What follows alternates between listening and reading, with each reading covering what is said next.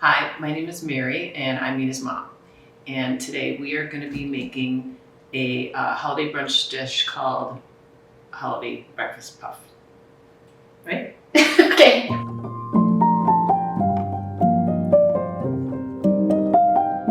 So I've got all of our ingredients here. So normally we only make this on Christmas morning. It was a tradition in my family, and even though we don't have a ton of traditions, this is one of our traditions when we're home for Christmas. We actually wanted a closed adoption. And that's easier to do internationally, but particularly with China. There are no parental records in China, and that is because this was still during the one-child policy, and it was illegal to have more than one child and also illegal to put a child up for adoption. So there are pros and cons to both, but I wasn't ready to commit to sharing my child potentially with another person over the course of their life. So that's the direction we went in. We wanted to have a healthy baby. Children in China are typically very healthy, and you're able to adopt them when they're still very young. Because the vast majority of the women who carried babies are hoping for a boy, they take good care of themselves. What did your mom used to make this for? So she made it actually for almost every holiday type of brunch, so Christmas, Easter, things like that. She used to make it with canned baby shrimp. I'm getting egg everywhere. Sorry. I think the biggest challenge was helping you understand adoption and what that means for your identity at different stages in your life. So when people adopt children that might look more like them, they have the option to wait until that child is older to explain adoption and how they became a family.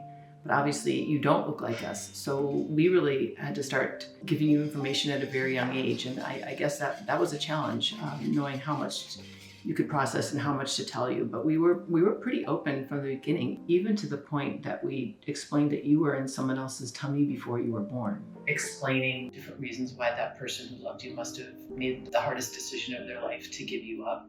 And we don't know why they couldn't keep you, but they couldn't. And so they did a really generous and probably very sad thing for them. So, we talked to you at a different level, and I do think it helped prepare you over time as you got older and people started reacting to you differently because you're part of a multiracial family. I think some of the things that were difficult were when kids at school would treat you a certain way or ask you things that you weren't equipped or didn't want to answer. Just sort of trying to help you work through that was always really hard to see it when the situation caused you pain, and we didn't really always know how to fix that. I think you really wanted to know why at one point that your mother didn't keep you. And I think the other thing is you had a recurring dream. We were all together walking down the street, and then we started getting further and further ahead of you, and you couldn't keep up with us. We turned a corner, and by the time you got to the corner, we were gone, and you didn't know what we were. And you told us that you had that dream, and then you would you were open enough to let us know that you were having that anxiety, and we didn't know what to do to make that better, but we really appreciated you being open with us. It broke my heart. I think what was hard for your dad and I was how to convince you that we were not going anywhere, that we were a family, that we were your parents, as though I'd given birth to you. That was a hard part, how we could ease your anxiety and make sure you knew how much we loved you. Uh-huh.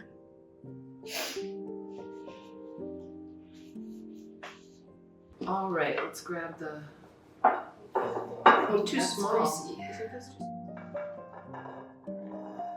So the report that we got was that you had been left in the lobby of a hotel. And what typically happens is someone who's leaving a baby to be found finds a public place, a safe one, where the baby will be discovered quickly, but taken by the police to an orphanage. And so that's all we knew. You had been assigned a birth date. We don't know for sure it's your real birth date, but that's all the information we had.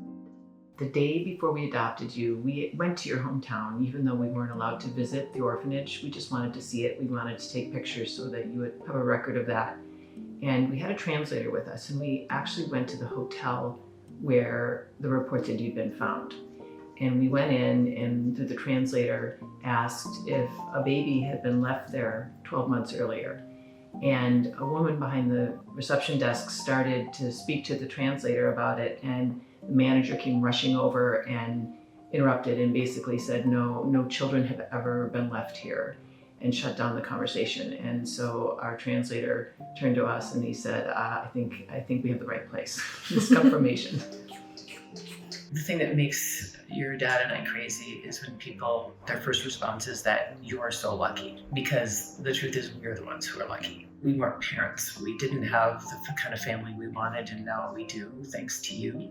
And when they said it in front of you when you were young, I hated that because it made it seem like we were doing you a favor.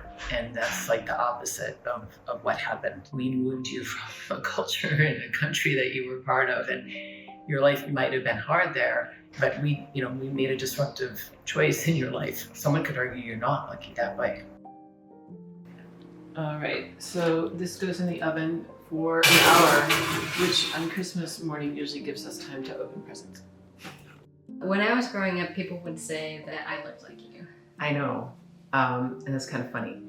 But I think people probably assumed I was your birth mother and my husband was Asian, because in New York City there are a lot of multicultural families, or multiracial families. But I always kind of liked it, I have to say, even though I'm not sure I always see it. I loved it when people said that.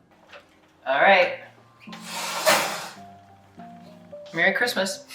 Well, that smells like Christmas in here. Yeah. Merry Christmas, everybody.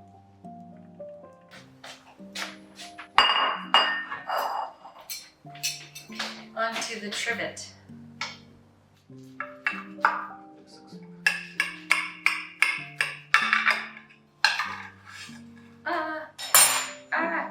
Don't touch it.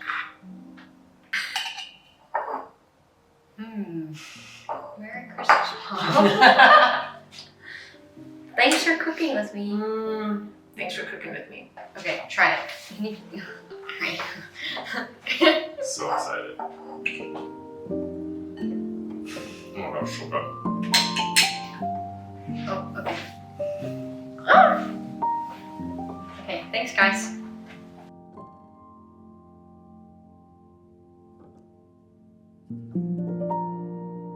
Don't give me that. Sorry.